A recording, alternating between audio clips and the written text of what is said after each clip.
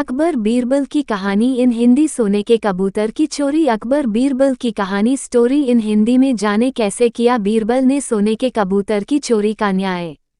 यह एक रोचक कथा है जिसे पढ़कर आपको जरूर आनंद आएगा। ठंड का मौसम था, बाग हरियाली से दमक रहा था। तभी बादशाह अकबर ने सभापतियों को बाग में दरबार लगाने का हुक्म दिया। हुक्म की तालीम हुई और पूरा दरबार, अकबर और बीरबल बाग में बैठे। अकबर के आदेश पर बीरबल सभा में न्याय का कार्य देख रहा था। कई लोगों की न्याय याचिका सभा में पढ़ी गई जिनका बीरबल ने अपनी सूझबूझ से न्याय किया।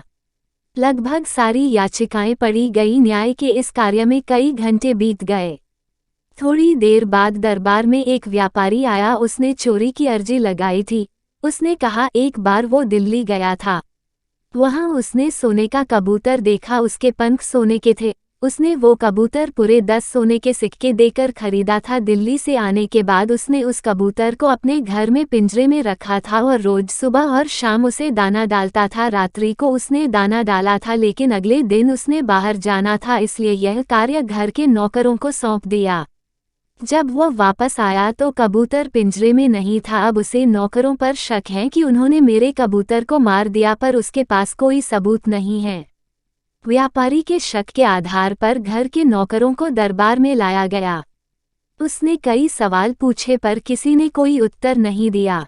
समझना मुश्किल था कि कबूतर को किसने गायब किया। तभी बीरबल उठा और नौकरों के चारों तरफ चक्कर लगाते हुए उसने जोर जोर से हंसना शुरू कर दिया। अकबर ने हंसने का कारण पूछा। तब बीरबल ने हंसी रोकते हुए बोला, महाराज, चोर तो हम सबके सामने ही हैं। उसने जब कबूतर को पकड़ा तो कबूतर के पंख उसकी पीठ पर कमीज के ऊपर चिपक गए, जिसे वो हटाना भूल गया और दरबार में आ गया। बीरबल की बात सुनकर एक नौकर घबराया और उसने अपने हाथों को अपनी पीठ पर फेरका जानने का प्रयास किया कि क्या उसकी कमीज पंख हैं। ऐसा करते उसे बीरबल ने देख लिया और झट से उसे आगे कर चोर के रूप में दरबार में पेश किया। सबने उसकी कमीज देखी जिस पर कोई पंख नहीं था। तब बीरबल ने कहा उसने चोर को पकड़ने के लिए झूठ कहा था। उसे पता था जिसने चोरी की है वो जरूर अपनी पीठ की तरफ अपने हाथ बढ़ाएगा और अन्य नौकर सहजता से दरबार में खड़े रहेंगे, और वही हुआ। इस तरह बीरबल ने सोने के कबूतर की चोरी का न्याय किया, जिसे देखकर फिर से अकबर ने बीरबल की तारीफ की और सभी दरबारियों का चेहरा उतर गया। अकबर बीरबल के किस्से बहुत ही रोचक होते हैं। आपको यह किस्सा कैसा लगा?